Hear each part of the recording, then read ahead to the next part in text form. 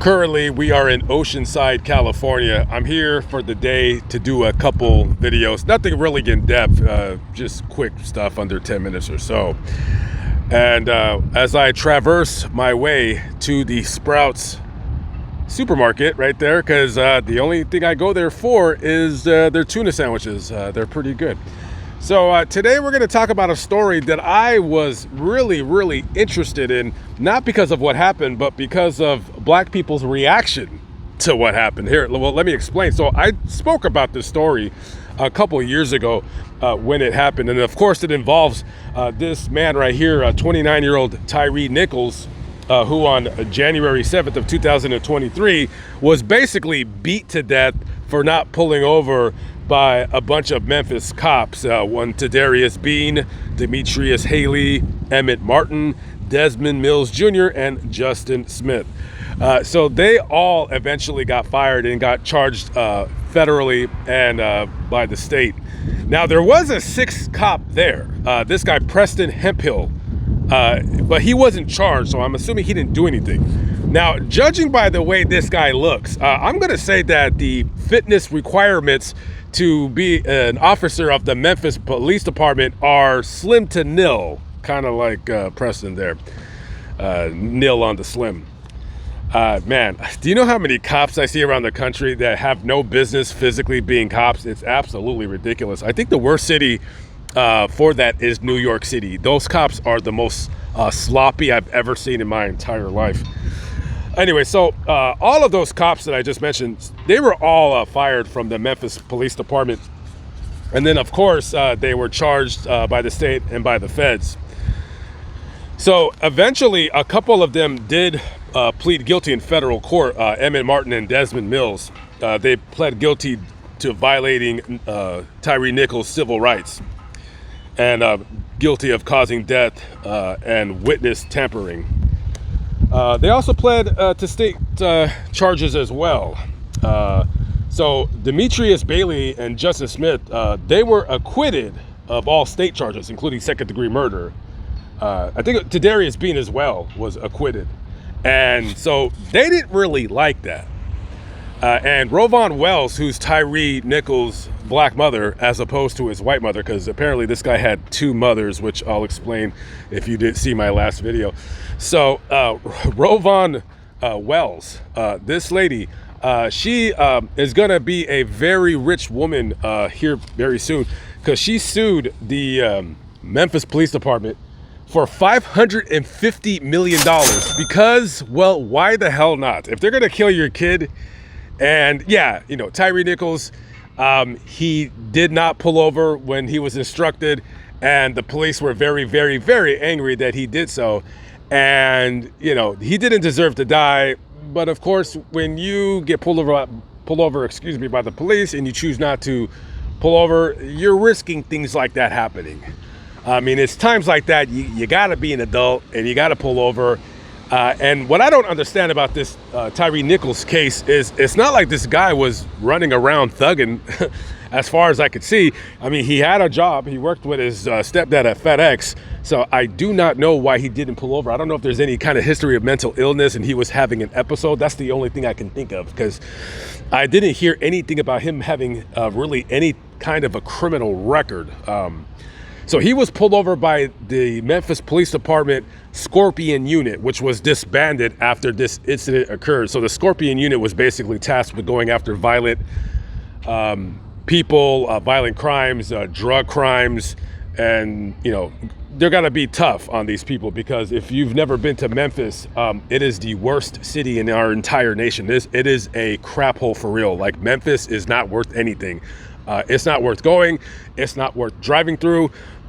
If you notice on my channel, I don't have very many, if any at all, any videos in Memphis, because it's a terrible city. It is the worst, which now I have to even go there to do some hood videos or something like that.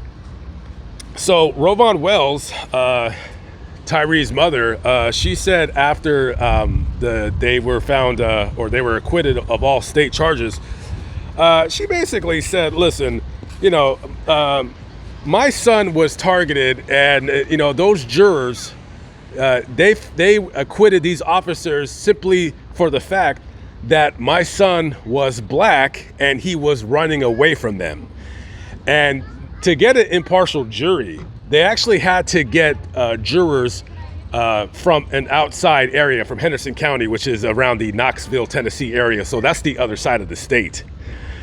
And well, Rovon Wells and her husband, you know, they're close to retirement age. And they said, simply for the fact, oh, by the way, not Knoxville, Tennessee, Chattanooga. Henderson County is the Chattanooga, Tennessee area.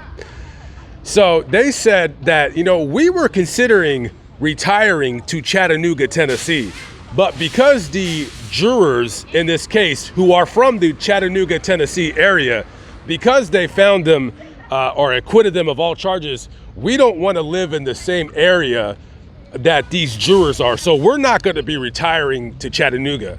And listen, let me tell you something. I'm going to speak up for everybody that lives in Chattanooga. If you're from Memphis, Tennessee, and you're thinking about moving to Chattanooga, please do me a big favor. Don't do that. I actually like Chattanooga. It's one of the few cities, big cities in Tennessee that I like. Yeah, I speak for everybody that lives in Chattanooga. Anybody from Memphis or Nashville, stay the hell away. Keep yourself over there. Chattanooga is not missing anything from Rovon Wells not taking her millions of dollars that she'll make off the back of the death of her son. I'm sure Henderson County can make do without your piddly little tax dollars. Thank you. Anyways, so L.J. Abraham, who is a political activist out of the Memphis area, here's something I want to read that he wrote. Quote, "Everybody keeps talking about the federal charges don't count. The murder charges are what mattered, and those white people failed us. They failed this entire city." So now this guy is blaming white people. I guess he's referring to the jurors. I could have sworn it was 5 black guys that killed this guy, not anybody white. It's ridiculous. Even when they're black, they still blame white people, which is, I don't understand some people's logic. It is so strange and it is so weird. Do I agree on the charges being, like, from them being acquitted? Not really. But I don't really have a strong opinion on whether those officers were found guilty or not guilty. I don't know. They definitely should go to prison. For murder charges, I'm not sure about that one. Manslaughter, yeah, I can see manslaughter.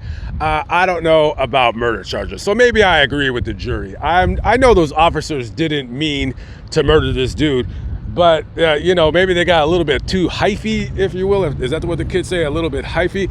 But anyways, so just to let you guys know and remind you guys, black people in general really don't care too much about this case, other than black folks that are either friends or family of Tyrie Nichols, or they live in the city. And the reason why is because, well, after the events occurred, yeah, there was a big backlash. Everybody was starting to like warm up and riot and loot until they found out that the cops were all black.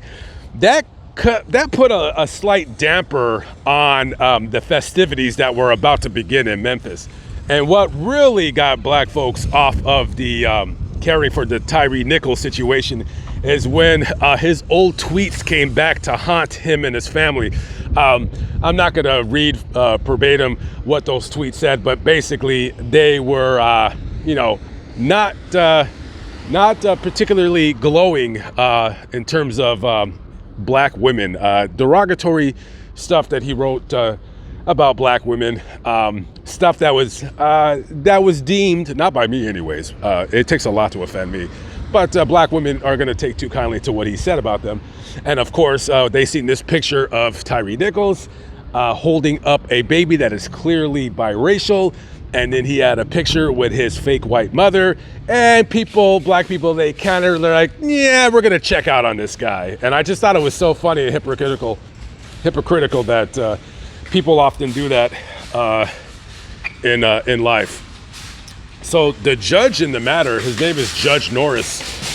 He actually recused himself from the sentencing I don't know why. I don't know if this guy knows somebody or whatever, but he was supposed to be the one sentencing the police, and so he recused himself. So Judge Cheryl Lippman, this woman right here, she took over the case, and she's going to be sentencing the officers, I think sometime in December. It's the sentencing is going to happen. So they're going to get some kind of prison time. By the way, I don't like that name Lippman, because I had a teacher in the 7th grade named Miss Lippman, and we were going on a field trip to the LA Zoo, and my mother had given me $2.50 to spend in quarters, and I had left it in the classroom. And just as we were about to get on the bus, I yelled at her. I said, "Hey, I forgot my money," and she wouldn't let me go back into the classroom to get my money. And I had to go to the zoo, and I couldn't buy any snacks. And to this day, I hate this broad. Now, sure, I was sexually attracted to her as a 10-year-old. She had freckles on her chest. She was kind of a sexy, but I was angry at her. I'm like, why am I attracted to her? I mean, I'm 10 years old. I don't know. Is that appropriate? Is that inappropriate for me to be talking about that? Miss Lippman, if you're watching, you were a teacher. You taught 2nd grade at Laurel Elementary, 1987. I still remember you not letting me get my $2.50 so I can have money for snacks. To this day, I'm still pissed off. All right, guys, I'm out of here. Tell me what you think. Catch up with you on the next one. Peace out.